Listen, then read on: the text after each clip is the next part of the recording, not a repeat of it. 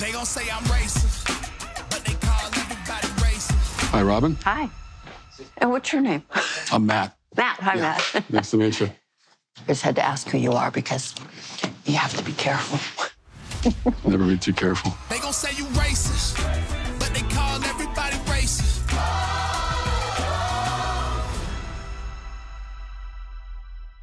Matt Walsh is one of the best to ever do it in terms of triggering the left, and he's quickly becoming one of the best to ever do it at revealing just how ridiculous and how hypocritical many on their side are. And his upcoming movie is, you know, we're already seeing some clips from it, and it is perhaps the most transparent, the most telling bit of kind of shining a huge light on leftist ideology and how it's complete nonsense. And he got one of the worst people, Robin DiAngelo, who is the writer of a book called White Fragility, to basically completely destroy themselves, to completely destroy the entire race grift with a simple clip. And you just absolutely have to give it to Matt Walsh and his team on this one, because it is a grift, right? This like, oh, white people bad, give me money to tell you why you're bad stuff is nonsense. And we're going to get into that after a super quick word from this video sponsor, Private Internet Access. Shout out to this video sponsor, Private Internet Access. Look, it's 2024. If you aren't using a VPN yet, you're completely missing out, and Private Internet Access is the one I use on all of my devices. If you've been following the news, you see that censorship, websites, apps are getting shut down in certain countries, all sorts of craziness. Well, a VPN helps you never have to worry about that. Private Internet Access also protects you from the prying eyes of hackers, internet service providers, and others that can view your personal data. Perhaps also just as importantly, Private Internet Access allows you to access region-restricted content from all over the world. Streaming services like Netflix, Amazon Prime, and more have different library options based on where you're located, and some shows simply cannot be accessed if you're not in the target location. Happens to me all the time. Many sports events also have regional blackouts. Well, VPNs can be a convenient way to make sure you're getting the content that you're paying for. Private Internet Access also allows you to protect an unlimited amount of devices all at the same time, so your entire household with a single subscription. And I've been working with Private Internet Access so long that I have an absolutely massive discount available to my viewers. Link in the description below. Get Private Internet Access today using my link. Save huge, protect your computers, access all the content that you've been paying for, and ensure that your internet is never censored.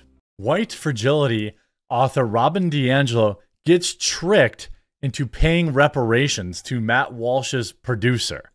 I mean, this is the most hilarious bit I could ever imagine. I could ever imagine.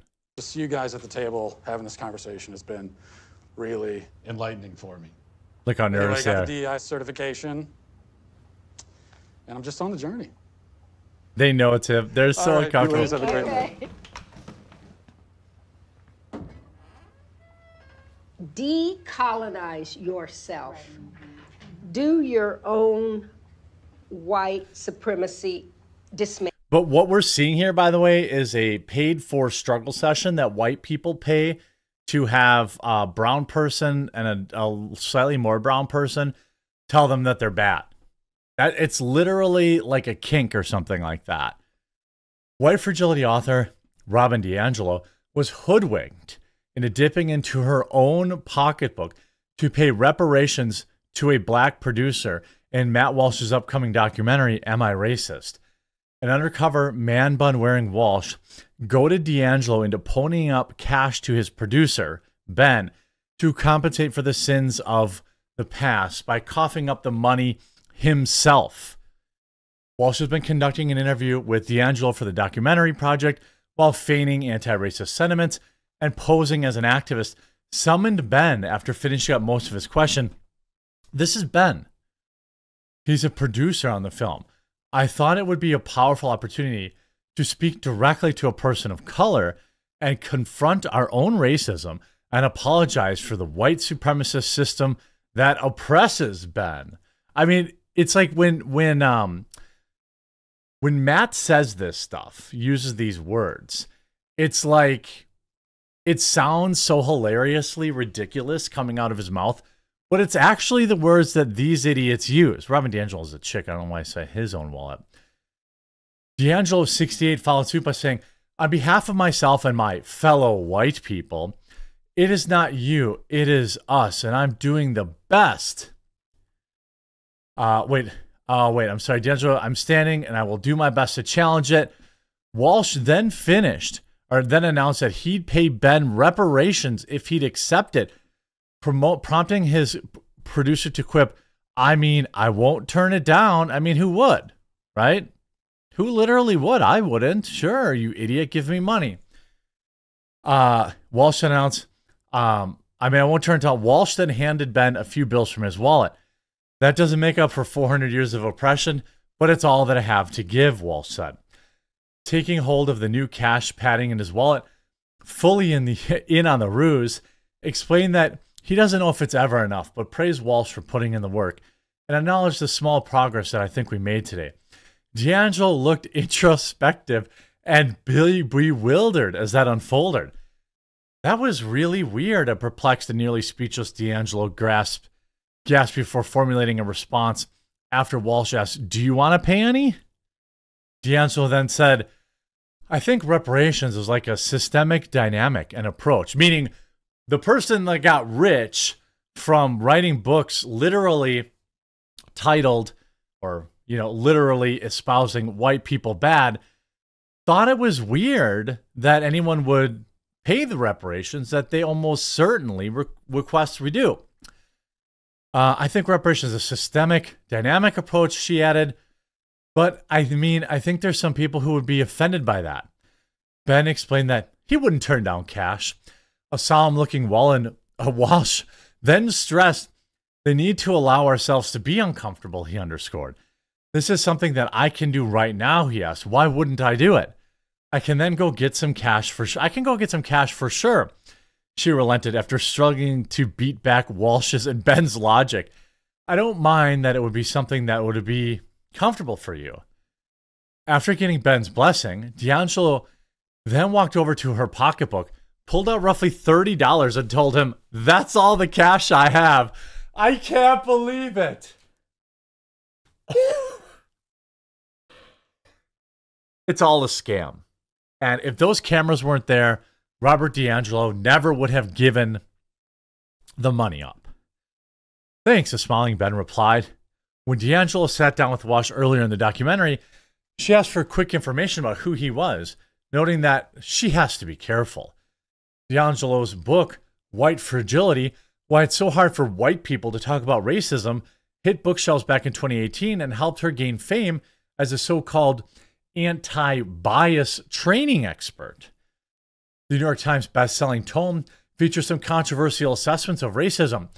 She claimed that white people raised in Western society are conditioned into a supremacist worldview because it is the bedrock of our society and institutions. At one point, she wrote in the book, people of color may also hold prejudices and discriminate against white people, but they lack the social and institutional power that transforms their prejudice and discrimination into racism. The impact of their prejudice on whites is temporary and contextual. Well, what she's saying is, yeah, black people can dislike another race of people, whether it's white people or it's Indian people or Asian people, but that's okay because, I don't know, reasons? As far as I know, many black people still own slaves today, but anyway, that's for a different conversation. At another point she wrote in the book, ironically, back in 2021, DiAngelo scored a $12,750 speaking fee at the UW-Wisconsin Diversity Forum, considerably more than the $7,500 it paid to a black female keynote speaker.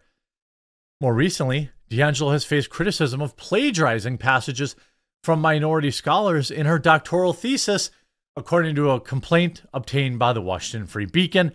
The Post has reached out to DiAngelo for comment. So not only did DiAngelo make up essentially this fake nonsense that, black people can be racist and that's okay, and that white people, are all born hating other people of other colors, which is absurd. The Post reached out for comment. Anyway, Walsh's documentary set at the silver screen September 13th, that's this week, and marks Daily Wire's first film to release in movie theaters. The film was intended to function as a deconstruction of anti-racism movement, similar to how his 2022 documentary, What is a Woman?, examined gender ideology under a critical lens. He went undercover and feigned a deep search into his soul to investigate the movement. Walsh's documentary also featured him crashing a high-dollar race to dinner, which has cajoled liberal white women at a table to raise their glasses and toast to being racist. I mean, I wonder if there's a clip. I don't think we can see the clip, I guess. Yeah, there's no clip. I mean, it's absolutely, I mean, first of all, this Robin DiAngelo has probably made millions of dollars off hating white people, and convincing other white people that they need to pay other white people money, I guess. Who bought this book? #1 best-selling book? Who? On behalf of me and my fellow white people, I apologize. She's confronted with Walsh's producer, Ben, who is black, and asked to atone for systemic racism. She apologized. So Matt Walsh got her to apologize to a black person on behalf of myself and other white people. Literally what? I've had nothing to do with racism. I don't hold any ill wills of somebody who is black or Indian or whatever based on the simple fact that they are that way, or Chinese, for example, or anything, right? Most white people don't. But the problem is that there is so much money. There is so much money in this anti-white grift, in this grift that, like, white guilt. I mean, white guilt is a thing. Catholics were early adopters of the white guilt nonsense. But so they're looking at white guilt and they're like, how can we capitalize on it? Well, let's make them pay $20,000 to have dinner with a black woman who will sit there and say that they're bad. Oh, $30,000, by the way. $30,000. Walsh presents his DEI consultant subjects as charlatans. The workshop hosts, Briesha Wade, charged him $30,000 for the session. DiAngelo showed up for $15,000.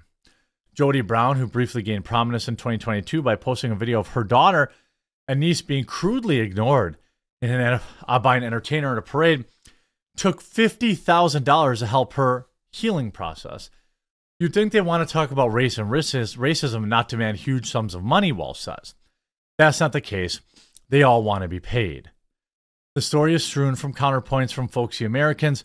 Black and white delivering the film's key message is it's best not to think too much about race and just treat everyone with kindness and respect. I thought that was called the Golden Rule. I mean, it's so funny to me that these people, it's all a grift. The rest of Walsh's 1 hour and 41-minute movie regales viewers with other parodies of anti-racist work. They see wilting liberals kick Walsh out of a grieving white privilege workshop and a fancy dinner which white women pay handsomely to hear their black host declare that this country is not worth saving. I mean, these people suck. The people that are paying them are dumb, and Matt Walsh is doing a great job exposing that. I absolutely will pay my hard-earned money to go see this and support it in the theaters. Great job, Matt Walsh. Can't wait to see this film. I hope you enjoyed this video. If you did, make sure you leave a like on it. If you haven't yet, subscribe or follow down below, and we'll talk to you again real soon.